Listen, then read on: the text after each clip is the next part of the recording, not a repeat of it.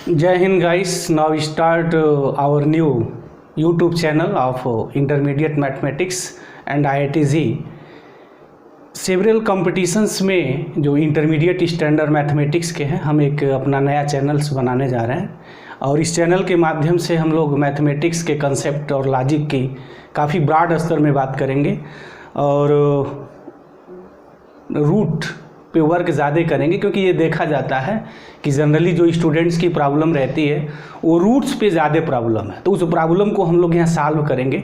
Mathematics को काफ़ी हम लो स्टैंडर्ड से लेकर के जो इंटरमीडिएट के जो लेवल्स हैं, जनरली जो IIT एग्ज़ाम में जो क्वेश्चंस IIT-JEE में जो क्वेश्चंस आ रहे हैं जो पूछे जाते हैं उस लेवल तक हम लोग लाएंगे। मतलब हम लोग बेसिकली रूट पे वर्क करेंगे। और सबसे पहले हम जो बात अपनी यहाँ शुरू करने जा रहे हैं, मैथमेटिक्स की उस ब्रांच की बात शुरू करने जा रहे हैं जो जनरली स्टूडेंट्स को बहुत प्रॉब्लम देता है। प्रॉब्लम इन द सेंस कि उस चीज़ से वो थोड़ा दूर भागने का प्रयास करते हैं, तो हम पहले उस पर वर्क करेंगे कि वो उस चीज़ से दूर न भागें। हम लोग साथ साथ सीखते हैं, देखते हैं कैसी वो मैथमेटिक्स रन करती है। और सबसे पहले ये कि मैथमेटिक्स की हम जिस ब्रांच की बात करने जा रहे हैं वो ब्रांच यहाँ है अलजेब्रा, क्योंकि अलजेब्रा ही जो है हमारी सारी मैथमेटिक्स की जड़ है। सारी की स्टार्टिंग मेरी अलजेब्रा से ही होती है, तो हम अलजेब्रा को यहाँ पिकअप करते हैं। और जो 11th स्टैंडर्ड्स की जो हम लोगों की सेट थ्योरी है, जो सेट है उसकी हम लोग बात स्टार्ट यहाँ करने जा रहे हैं। और स्टूडेंट्स, मुझे उम्मीद है कि आप इस वीडियो लेक्चर्स को बहुत सीरियस देखेंगे, क्योंकि हम रूट टू जो है लास्ट की अब बात यहाँ करने जा रहे हैं। सबसे पहले रूट पे वर्क करेंगे, देखते हैं कंसेप्ट क्या है, लॉजिक क्या है, कैसी चीज़ें शुरू होती हैं। और दूसरी बात ये कि जो अलजेब्रा की जो बात है इसको टॉनिक ऑफ द माइंड भी कहा जाता है, कि अलजेब्रा पोर्शन जिसका जितना ही स्ट्रांग होता है उसकी मैथमेटिक्स उतनी ही स्ट्रांग मानी जाती है। और algebra is the also heart of the mathematics, एक तरीके का जो है हार्ट्स ऑफ द मैथमेटिक्स है। तो अब हम लोग बात अपनी शुरू करने जा रहे हैं, मेन टॉपिक्स पे आ रहे हैं। तो now start here set theory की दुनिया में चलते हैं। सेट आते हैं, हम लोग सेट रिलेशन फंक्शंस से बात अपनी स्टार्ट करने जा रहे हैं।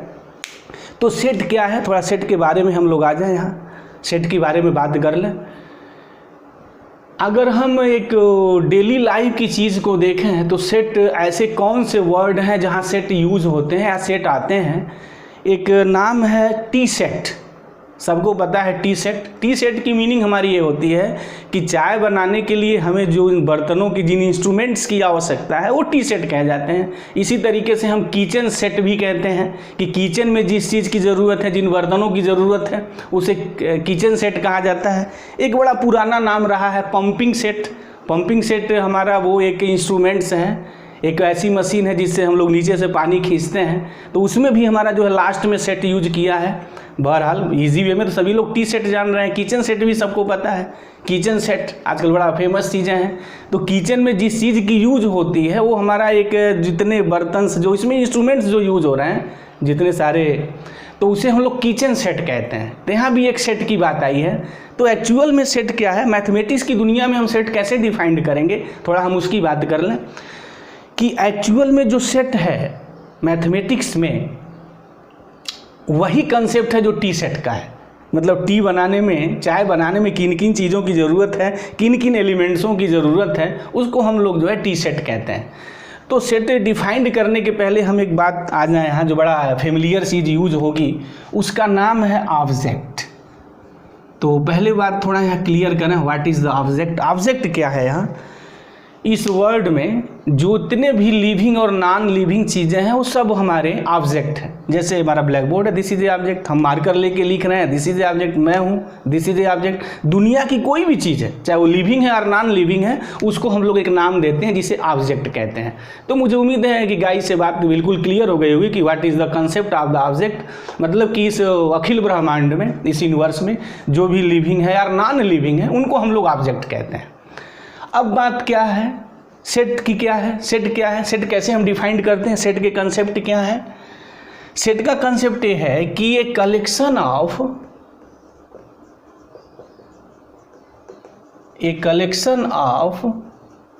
Well defined objects is called set. ये बात है यहाँ। चलते हैं, हम रूट पे ही वर्क करेंगे और बहुत लोअर स्टैंडर्ड से बात शुरू करके हम लोग IIT-JEE तक आएंगे कि देखेंगे कैसे IIT-JEE के जो सेटर हैं, मैथमेटिक्स के जो पेपर सेट करते हैं, किस तरीके से वो रूट से आकर के उस स्तर तक आते हैं। तो हम लोग बड़े जो है रूट्स पे ही वर्क स्टार्ट करेंगे। तो रूट्स पे वर्क स्टार्ट करने का मतलब है कि जो डिफिनीशंस का जो कंसेप्ट है, जो लॉजिक है, जो फंडामेंटल है, वो बात बिल्कुल क्लियर होनी चाहिए। तो हम इसी चीज़ पे वर्क करेंगे। यहाँ सेट क्या है पहले देखते हैं, what is the set. Mathematics में हम लोग सेट कैसे डिफाइंड करते हैं, ये कलेक्शन मतलब हम उसको इकट्ठा करें। किसको इकट्ठा कर रहे हैं भाई, वेल डिफाइंड की मीनिंग ये है कि जिस चीज़ का मैं कलेक्शंस करने जा रहा हूँ वो पूर्ण रूप से डिफाइंड होना चाहिए, उसके बारे में सब कुछ पता होना चाहिए। वेल डिफाइंड की मीनिंग है ये कि उसमें कोई चीज़ छूटनी नहीं चाहिए। हम जिस चीज़ का कलेक्शंस करने जा रहे हैं वेल डिफाइंड का मतलब ये है कि वो पूर्णतः परिभाषित होना चाहिए। हम किसका कलेक्शन करने जा रहे हैं, तारों का कलेक्शन कर रहे हैं, इंसानों का कलेक्शंस कर रहे हैं, कलमों का कलेक्शंस कर रहे हैं, किनका हम कलेक्शन कर रहे हैं, देश में 20 साल से ऊपर और 40 साल से नीचे कितने लोग हैं ह्यूमंस, उनका हम कलेक्शन करने जा रहे हैं। वह वेल डिफाइंड होना चाहिए, इज कॉल्ड सेट। मीनिंग ये है कि ऑब्जेक्ट, अब क्लियर हो गया कि इस ब्रह्मांड में, यूनिवर्स में जो भी लिविंग और नॉन लिविंग्स हैं उनको ऑब्जेक्ट कहते हैं। अब उस ऑब्जेक्ट को आप डिफाइंड कर दीजिए। तो जब आप डिफाइंड कर देंगे तो उसको हम लोग यहाँ नाम एक देते हैं कि वेल डिफाइंड की मीनिंग है कि वो सुपरिभाषित होनी चाहिए। यहाँ डिफाइंड है और उसके पीछे एक नया वर्ड आया वेल डिफाइंड, मतलब उसमें कोई चीज़ बाकी नहीं रह जानी चाहिए। ऑब्जेक्ट के बारे में जो भी कुछ बात है वो पूर्णतः अगर कह दी जाए, पूर्णतः उसके बारे में बता दिया जाए, कोई चीज़ छूटी ना हो, तो ये जो वर्ड है, this word is well defined. The collection of well defined is known as a set, हम उसे सेट कहते हैं। अब ये बात है, इसको डिनोट कैसे करते हैं। सेट इज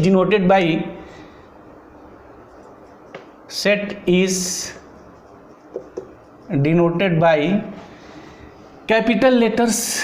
कोई भी हमारा जो कैपिटल लेटर्स है, कैपिटल लेटर्स जैसे ए ले लें, कैपिटल बी ले लें, सी ले लें, डी ले लें, एक्स ले लें, वाई ले लें, एट्सेट्रा।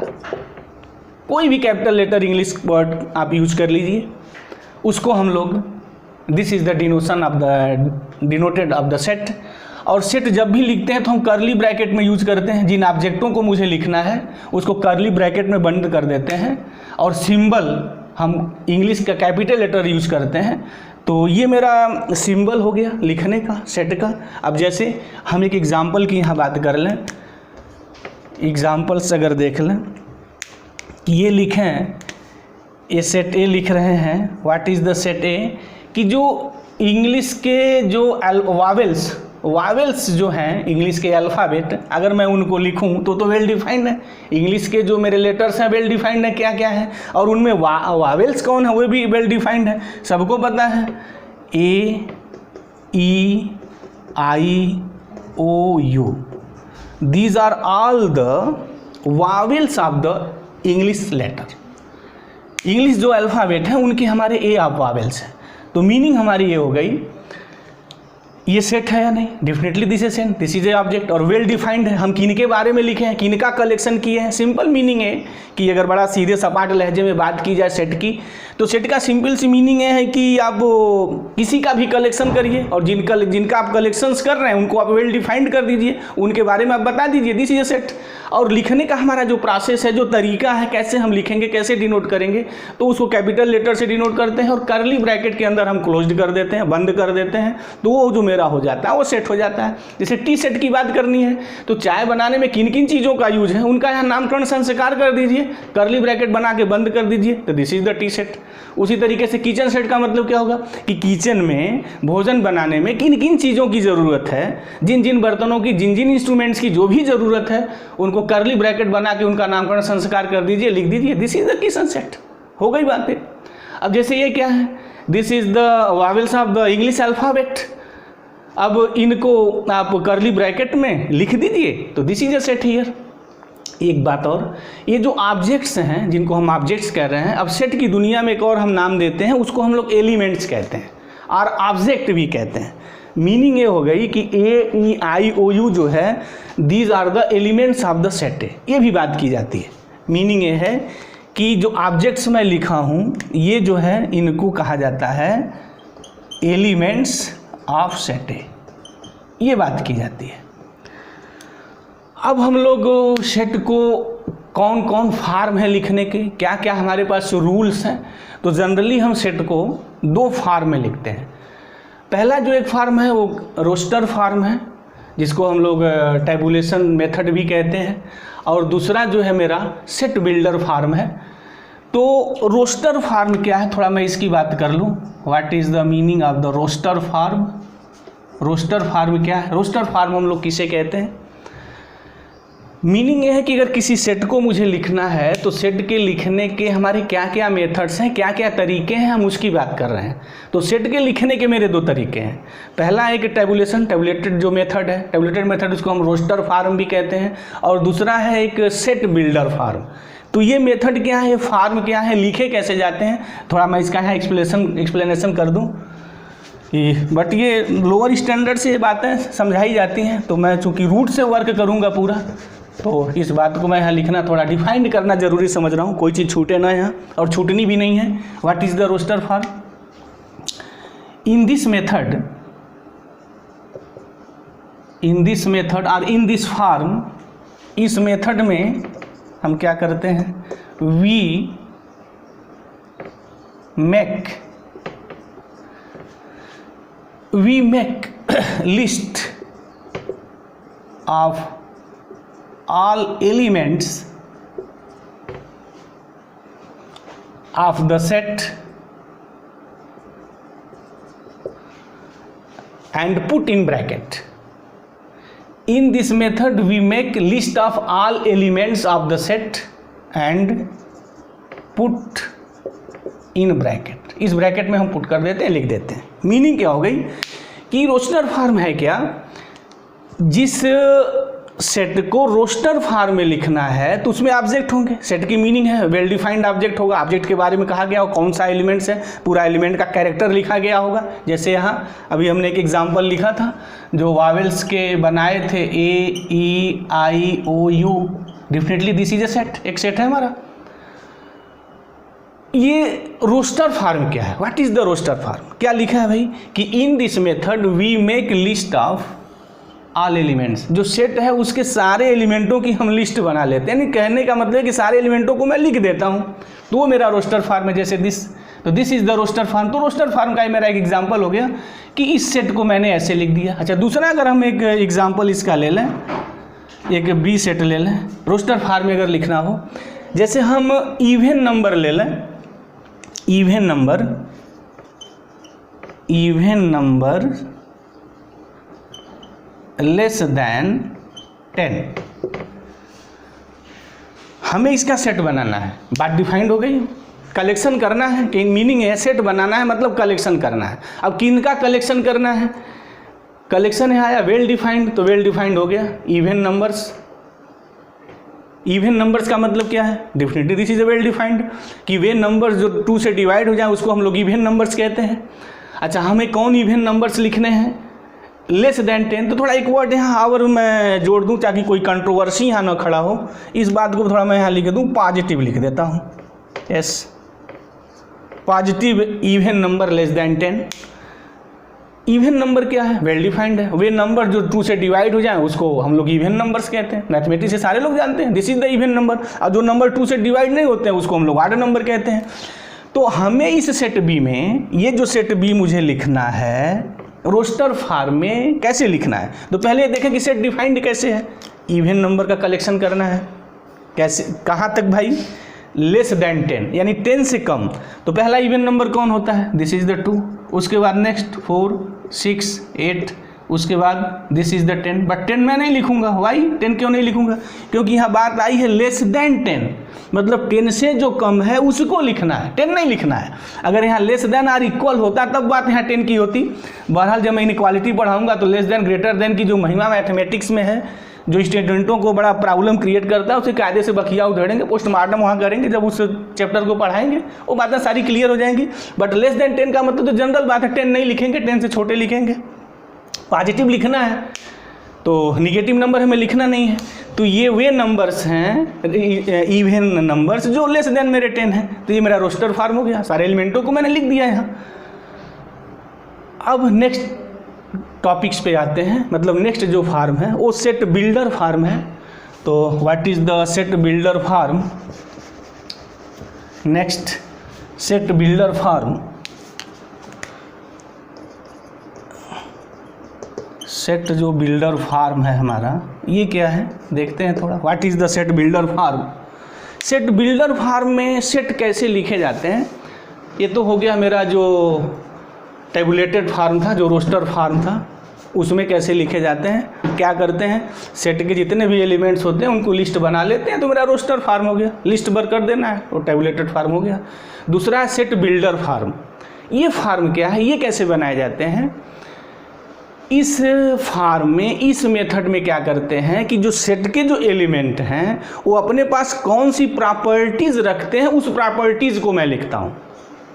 स्टूडेंट यहाँ इस बात को थोड़ा ध्यान देंगे, वर्ड्सों पे वो ध्यान देंगे, क्योंकि मैथमेटिक्स में वर्ड्स पे ही तो सारी गेम खेली जाती है, उसी को तो वर्ड से ही तो सारे क्वेश्चन क्रिएट किए जाते हैं, सारे क्वेश्चन बना दिए जाते हैं, और उसी में एग्जामिनर हर चीज़ को फंसा देता है।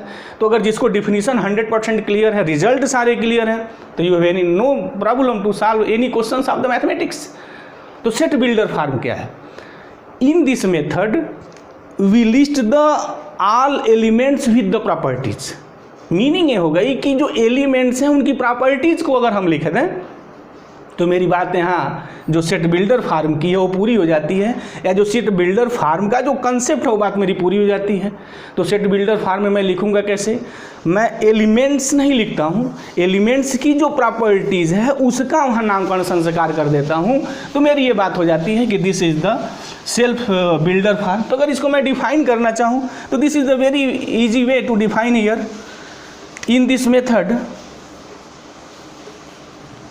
method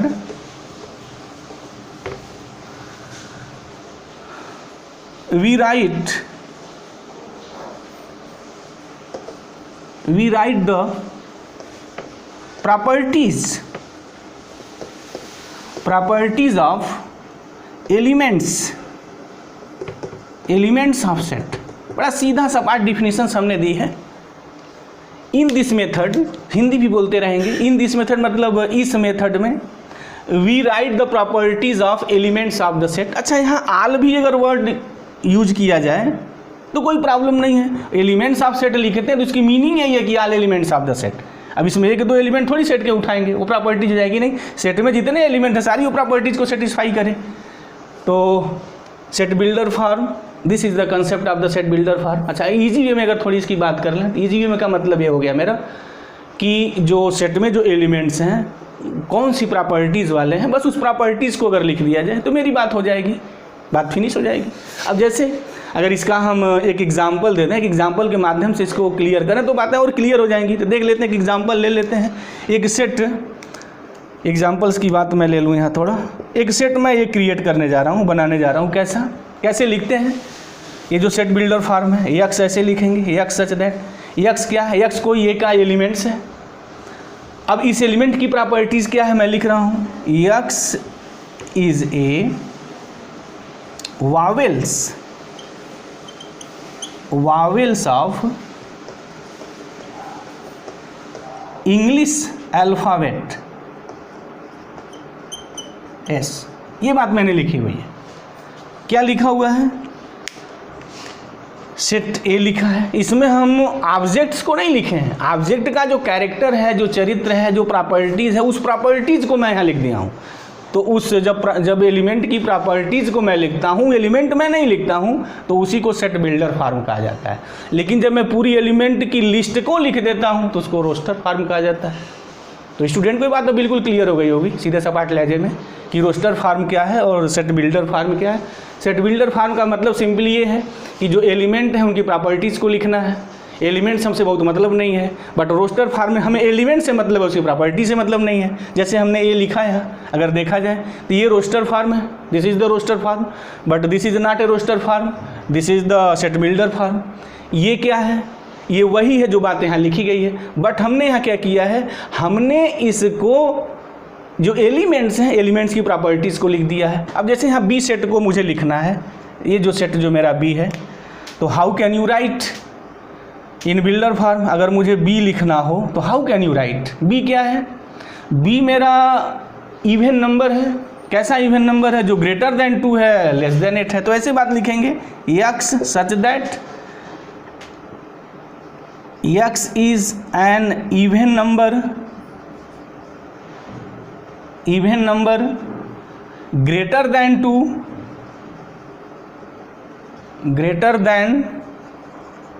2 but less than 10। हो गई बातें, मेरी पूरी बात हो गई कि ये जो है रोस्टर फॉर्म में है और ये सेट बिल्डर फॉर्म में है। तो स्टूडेंट मुझे क्लियर है कि जो रोस्टर और सेट बिल्डर की जो महिमा है, कैसे लिखते हैं, वो 100% क्लियर हो गया होगा, कोई प्रॉब्लम नहीं रही होगी। एक बार और उसको बड़े सीधे सपाट लहजे में मैं रिपीट कर दूं। रोस्टर का मतलब है कि सेट में जो एलिमेंट्स लिखे हैं उनकी आप लिस्ट बना लें, पूरा उनको लिख लें। सेट बिल्डर फॉर्म का मतलब ये हुआ कि एलिमेंट्स नहीं लिखने हैं, एलिमेंट्स के जो चरित्र हैं, चरित्र मतलब कि कैसे एलिमेंट हैं, वो उन एलिमेंटों के कैरेक्टर्स के बारे में लिख दीजिए। हमारा हो गया सेट बिल्डर फॉर्म। अब हम एक बात यहाँ और आते हैं, मैथमेटिक्स में एक बड़ा कॉमन चीज़ है बिलोंग्स टू। क्या है? थोड़ा इसके हम पोस्टमार्टम कर दें इस वर्ड का, क्योंकि बड़ा यूज होना है। जैसे हम एक सेट ए लिख रहे हैं, सेट ए 1 3 5 7 9, ये हमने सेट लिखा हुआ है, दिस इज द सेट। अच्छा, अगर मैं इसकी एलिमेंट्स की प्रॉपर्टीज़ की बात कर लूँ तो प्रॉपर्टीज़ में क्या है? अगर हम ध्यान से देखें तो हमने सेट ए में ऐसे मेंबर्स को लिखा है, ऐसे एलिमेंट्स को लिखा है जो ऑड है, मतलब इनमें वो सारे नंबर हैं जो 2 से डिवाइड नहीं हो सकते हैं। यस, बिलोंग्स टू का कंसेप्ट क्या है? यहाँ जैसे 3 एलिमेंट इस सेट का है, तो मैथमेटिक्स की दुनिया में इस वर्ड को कैसे लिखा जाता है? 3 is an element of set ए। बातें हैं बिल्कुल क्लियर है। अभी हमने कहा भी कि सेट के अंदर जो ऑब्जेक्ट लिखे जाते हैं वो एलिमेंट होते हैं, और मैं बार बार एलिमेंट ही लिखूंगा, ऑब्जेक्ट नहीं लिखूंगा, क्योंकि मेरी जो लिखने की आदत रही है वो एलिमेंट की रही है। तो बट ऑब्जेक्ट अगर लिखते हैं तो there is no problem, but मैं एलिमेंट लिखता हूँ। जैसे 3 is an element of set A. अब इतना बड़ा हम लैंग्वेज न लिख करके इसको मैथमेटिक्स में एक सिंबल यूज किया जाता है, वो है 3 belongs to A. This symbol is known as belongs. ये सिंबल जो मेरा है वो बिलोंग्स है, यानी 3 बिलोंग्स टू ए। यानी 3 बिलोंग्स टू ए का मतलब होगा कि 3 जो है वो सेट ए में है। अब जैसे 2 is not an element of set ए। 2 जो है इस सेट ए का एलिमेंट नहीं है। बात बिल्कुल क्लियर है, देखने से यह स्पष्ट है। तो उसको हम लोग मैथमेटिक्स लैंग्वेज में कैसे लिखेंगे? 2 डज नॉट बिलोंग्स टू ए। 2 ए का एलिमेंट नहीं है, यानी 2 डज नॉट बिलोंग्स टू ए, ऐसे लिखेंगे। बिलोंग्स लिख करके काट देंगे, मीनिंग डज नॉट, मतलब वो एलिमेंट उसमें मेरा नहीं है। 3 बिलोंग्स है तो 3 ए में है। अब जैसे ऐसे लिखेंगे 9 बिलोंग्स है but 10 does not belongs to A. 7 belongs A but 8 does not belongs to A. मेरी बातें हो जाएगी। तो बिलोंग्स टू का कंसेप्ट यही है। मीनिंग ये है कि जो एलिमेंट जिस सेट में होता है उसको बिलोंग्स कहते हैं। अगर एलिमेंट उस सेट में नहीं है तो डज नॉट बिलोंग लिखा जाता है, और ये सिंबल हम लोग यूज करते हैं, बड़ा धड़ल्ले से यूज करते हैं in the words of the mathematics, जो सेट थ्योरी की दुनिया है। अब हम थोड़ा और सेट के बारे में आते हैं, कौन कौन से कैसे कैसे सेट होते हैं। एक हम लोगों का इम्पटी सेट होता है। थोड़ा different kinds of the set के बारे में हम आ जाए, अपनी बात कर लें। एक इम्पटी सेट है, इम्पटी सेट। ये इम्पटी सेट क्या है? इसको नल सेट भी कहते हैं, वाइड सेट भी कहते हैं। इम्पटी का मतलब जैसे हो गया खाली। इम्पटी मीनिंग खाली, कुछ ना हो, मतलब कि सेट में कोई एलिमेंट्स ना हो, तो तो उसको हम लोग इम्पटी सेट कहेंगे, सीधी सपाट बात हो गई। A set containing no elements then this set is known as empty set और नल सेट, उसको हम लोग नल सेट कहते हैं। सेट थ्योरी की दुनिया में जो नल सेट का कंसेप्ट है, इम्पटी सेट का कंसेप्ट है, बस इतनी सी है कि a set having no any elements is known as empty set. सीधा सपाट definitions, a set having no element is said to be empty set और null set भी कहते हैं, और कोई कोई उसको वायर्ड सेट का भी नाम दे देता है। बट सबका रिप्रेजेंटेशन जो है this is denoted by phi.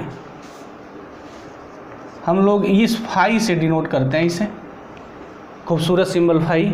Phi की मीनिंग ये है कि फाई वो सेट है जिसमें कोई एलिमेंट्स नहीं है। तो सेट कैसे लिखते हैं भाई, कर्ली ब्रैकेट बना देते हैं, ये सेट का मेरा सिंबल है, this is the symbol of the set. अब मुझे नल सेट की बात करनी है। नल सेट का मतलब कि ये जो मैं ब्रैकेट बंद किया हूँ, ये जो घर हो गया, इस घर में कोई मेंबर ना हो, कोई भी ना हो, तो ये मेरा इम्पटी सेट हो जाता है। लेकिन अगर इसमें कुछ हम लिख देंगे तो वो मेरा इम्पटी सेट नहीं रहेगा। बहुत लिसनर यहाँ कंफ्यूज ना हो जाएं कि अगर मैं ये फाई ऐसा लिख सकता हूँ क्या, नहीं ऐसा नहीं लिख सकते हैं, क्योंकि जीरो जो नंबर है, जीरो नंबर है ना, जीरो ऑब्जेक्ट, जीरो जो नंबर हियर, तो जीरो जो है वो फाई से बिलोंग करता है। और यहाँ डिफिनीशंस क्या है, हैविंग नो एलिमेंट, ये बात कही गई है ना, सेट के अंदर कोई एलिमेंट नहीं होना चाहिए। इस सेट के अंदर तो जीरो एलिमेंट हो गया, एक जीरो नंबर है तो zero belongs to phi. But phi का कंसेप्ट क्या है कि कोई मेंबर ही नहीं होना चाहिए, तो फाई ऐसे नहीं होगा, दिस इज नॉट। बात मुझे समझ में आ गई होगी कि लिसनर को बातें बिल्कुल समझ में आ गई होगी कि फाई का कंसेप्ट क्या है। फाई कंसेप्ट सिंपली है कि वो सेट जिसमें कोई भी एलिमेंट ना हो उसको हम लोग इम्पटी सेट और नल सेट कहते हैं। अब इसके बाद आता है एक और कि सिंगलटन सेट क्या है, what is the singleton set. नाम से ही भी क्लियर है, सिंगल, सिंगल से मेरा सिंगलटन बन गया है। मतलब कि वो सेट जिसमें ओनली वन एलिमेंट हो उसको हम लोग सिंगलटन सेट कहते हैं। A set containing one elements or only one elements is known as singleton set। सीधी सपाट डिफिनीशन है इसकी, a set containing no elements is called what, singleton set। उसको हम लोग सिंगलटन सेट कहते हैं। a set containing no element is called singleton set, नहीं sorry, A set containing only one element is called singleton set. वो set जिसमें कोई एक एलिमेंट हो उसको हम लोग सिंगलटन सेट बोलते हैं। अब अगर एग्जांपल देना है तो कोई भी सेट बना लीजिए, और सेट बनाते समय हमने बात की थी कैपिटल लेटर इंग्लिश का कोई भी यूज़ कर लीजिए, जैसे हमने एक्स से लिख लिया। आपको और वाई अच्छा लग रहा है तो वाई लिखिए, किसी को जेड अच्छा लग रहा है जेड लिखिए, कोई बात नहीं। सेट बनाइए तो सेट कैसे बनाएंगे, पहले कर्ली ब्रैकेट बना के इसको बंद करिए, हो गया, घर बना लीजिए। अब इसमें एलिमेंट लिखिए, लेकिन यहाँ बात कहा गया है one element, only one element, ये सेट कंटेनिंग। चलिए और थोड़ा धाकड़ बात कर दें, कहीं से भी कोई कन्फ्यूजन नहीं, ओनली वन एलिमेंट की बात करता हूँ। ओनली लगाना, केवल एक, वन एलिमेंट लिख गए तो भी बात है, बट ओनली लगा दिया तो मैंने स्ट्रिक्ट कर दिया कि केवल एक ही एलिमेंट होना चाहिए। तो कोई एक नंबर यहाँ कुछ भी लिख दीजिए, यही लिख दें, वाई जीरो लिख दीजिए, ये भी सिंगलटन सेट है। कोई भी सेट के अंदर ओनली वन नंबर लिख दीजिए, जैसे एक सेट मैं जेड लिखूँ, यहाँ 2020 में लिख दूँ, ये 2020, definitely this is a singleton set. Why, क्योंकि this set containing single element, ये 2020 एलिमेंट्स नहीं है, this is the one elements. तो दिस इज द महिमा ऑफ सिंगलटन सेट, ये मेरा सिंगलटन सेट है। अब इसके बाद ये आता है सेट में finite set and infinite set. तो what is the concept of the finite set and infinite set, थोड़ा इसकी बात कर लें अपनी इस वीडियो लेक्चर्स में, थोड़ा ये बात मैं डिफाइन कर दूं। Finite set, what is the finite set. Finite set. Finite set क्या है? सिंपल सी बात है कि अगर किसी भी सेट में numbers of the element finite हैं, फाइनाइट की मीनिंग है कि जो हम लोग फाइनाइट की बात कर सकते हैं, lakh, 2 lakh, 10 lakh, 20 lakh, crore, 10 crore, 10 to the power 20, ये this is also a finite number. Meaning क्या है कि अगर कोई set finite number of the element content करता है तो उसको हम लोग फाइनाइट सेट कहते हैं। तो डिफिनीशंस क्या हो गई? A set containing finite number of elements is called finite set। अब लिसनर थोड़ा आप सीरियसली यहाँ ध्यान देंगे, जैसे जैसे लेक्चर आगे चलेगा, be serious here. Finite set क्या है? What is the finite set? कहा है कि हम उस सेट को फाइनाइट कहेंगे। कैसे सेट को फाइनाइट कहेंगे? जिसमें numbers of the element finite हों, मतलब हम फाइनाइटली एलिमेंट्स को लिख सकें। अब कोई भी एग्जांपल आपको देना है, एलिमेंट से लिख दीजिए, बट उनके नंबर्स जो है फाइनाइट होने चाहिए। जैसे एग्जांपल के रूप में मैं कोई एग्जांपल उतार लूँ, जैसे मैं 1 2 3 AEIOU yes, this is a set है। ये लिसनर यहाँ थोड़ा डिस्टर्ब नहीं होंगे। सेट में क्या है? What is the set? Collection of well defined object, मतलब जो एलिमेंट्स वो डिफाइंड होने चाहिए। तो डिफाइंड है, 1 2 3 डिफाइंड है भाई, 1 2 3 भी ये नंबर, और ये क्या है? ये भी डिफाइंड है, ये वेल डिफाइंड है, ये अनडिफाइंड नहीं है। यहाँ ये जो ये है वो वावेल्स है इंग्लिश के, तो ये बात डिफाइंड, ये बात डिफाइंड है। हमने क्या कहा था? Collections of well defined object. आपको घर बना लीजिए, उस घर में जिनको रख रहे हैं बता दीजिए इनको इनको हम रखे हैं, पूरा उनका कैरेक्टर डिफाइन कर दिए, दिस इज ए सेट। ये मेरा फाइनाइट सेट का एग्जांपल है। अच्छा, इनफाइनाइट सेट का भी एग्जांपल क्या होगा? सीधा सपाट कि जो फाइनाइट नहीं है। तो फाइनाइट मतलब क्या कि अंतिम एलिमेंट क्या होगा उसके बारे में अगर मुझे नॉलेज न हो, मैं न लिख सकूँ, तो मेरा इनफाइनाइट सेट हो जाएगा। अक्सर देखा जाता है, जो अनुभव है 25 साल पढ़ाने का मेरा इस क्षेत्र में, higher class of the mathematics, अक्सर देखा जाता है कि स्टूडेंट बड़ा कंफ्यूज हो जाते हैं इनफाइनाइट सेट में, कि फाइनाइट सेट में वो डिफाइंड करने लगते हैं कि हम उसको काउंट कर सकें या काउंट ना कर सकें। अगर वो काउंट कर लेते हैं तो उसका फाइनाइट सेंस है नो, काउंट भी इनफाइनाइट होता है। फर्दर अवे कोई एक लेक्चर इस टॉपिक पे बनाएंगे कि काउंट, अनकाउंट, फाइनाइट में बहुत बड़ी गैपिंग है, बहुत बड़ा डिफरेंस है, और उसको हम क्लियर करेंगे। क्योंकि अक्सर देखा जाता है कि स्टूडेंट को चीज़ें क्लियर नहीं हो पाती हैं, फाइनाइट, काउंटेबल एंड अनकाउंटेबल में वो फंस जाते हैं। बहरहाल हम थोड़ा यहाँ अब इनफाइनाइट सेट को डिफाइन कर लें। What is the infinite set? Finite set की मीनिंग ये है कि जो एलिमेंट्स लिखेंगे उसका अंत मिल जाएगा। स्टार्ट तो मिलेगा ही, फिर अंत भी मिलेगा, कहाँ से कहाँ तक गए हैं। तो these are the concept of the finite set. Infinite set का मतलब क्या हो गया?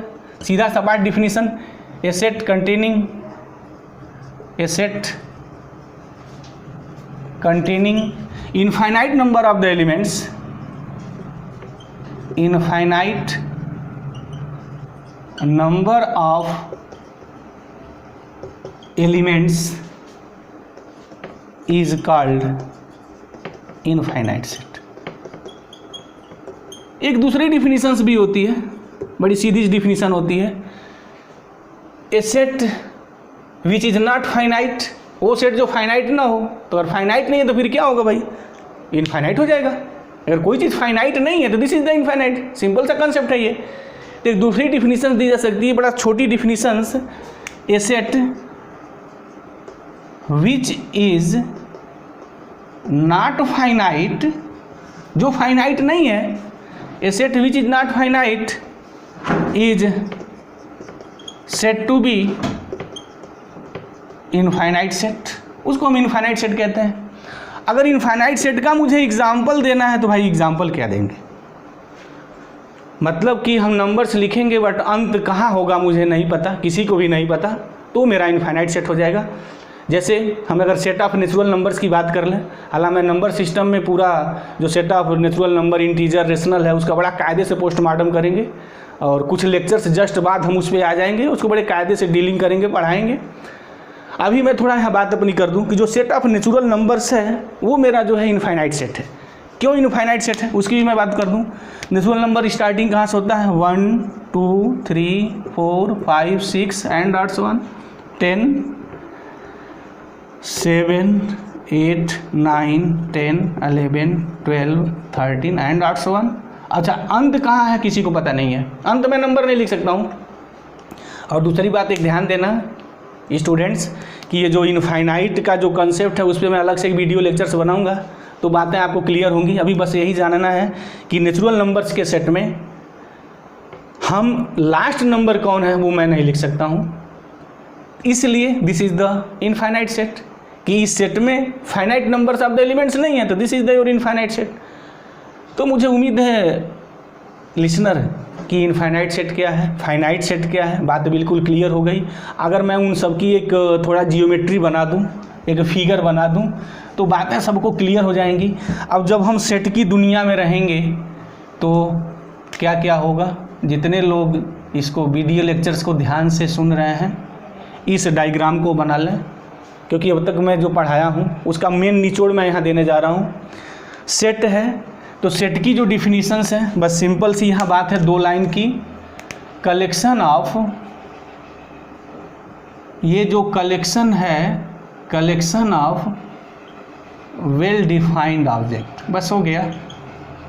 वेल डिफाइंड ऑब्जेक्ट आप कलेक्शन कर लीजिए, तो जो कलेक्शंस करेंगे वही मेरे सेट कहे जाएंगे, और वेल डिफाइंड कर देना है। अब अगर कोई भी सेट दिया गया है तो 2 ही चीज़ हो सकता है, या तो वो फाइनाइट होगा, अगर फाइनाइट नहीं हुआ तो फिर इनफाइनाइट की दुनिया में चला जाएगा। तो सेट की 2 ही मेरी जात बिरादरी हो गई। मैं ये कह दूं आपसे कि जब भी सेट की बात अगर आ जाए तो स्टूडेंट्स आप ध्यान देंगे, या तो वो फाइनाइट होगा, अच्छा अगर फाइनाइट नहीं हुआ तो फिर इनफाइनाइट होगा। इनके बीच में हम कोई तीसरा वर्ड यूज नहीं कर सकते। No any words use between finite and infinite. अगर आप यूज कर सकते हैं तो कमेंट बॉक्स में कमेंट करिएगा, हम उस पर डिस्कस करेंगे नेक्स्ट वीडियो लेक्चर्स में। तो जब भी बात सेट की आएगी तो सेट 2 ही होता है, या तो सेट फाइनाइट होगा या तो सेट मेरा इनफाइनाइट होगा। फाइनाइट की मीनिंग हो गई कि जो सेट में finite number of the elements content करेंगे, और इनफाइनाइट का मतलब क्या कि वो फाइनाइट नहीं है, बस सीधी सी बात हो गई। अगर वो फाइनाइट नहीं है तो फिर इनफाइनाइट सेट है, और इनफाइनाइट सेट का मतलब contents infinite number of the elements. तो मुझे उम्मीद है लिसनर्स ये बातें क्लियर हुई होंगी। हम आगे और इस लेक्चर्स को बढ़ाएंगे। मुझे उम्मीद है कि ये सारे कंसेप्ट आपको क्लियर हो गए होंगे। Thank you very much guys, जय हिंद।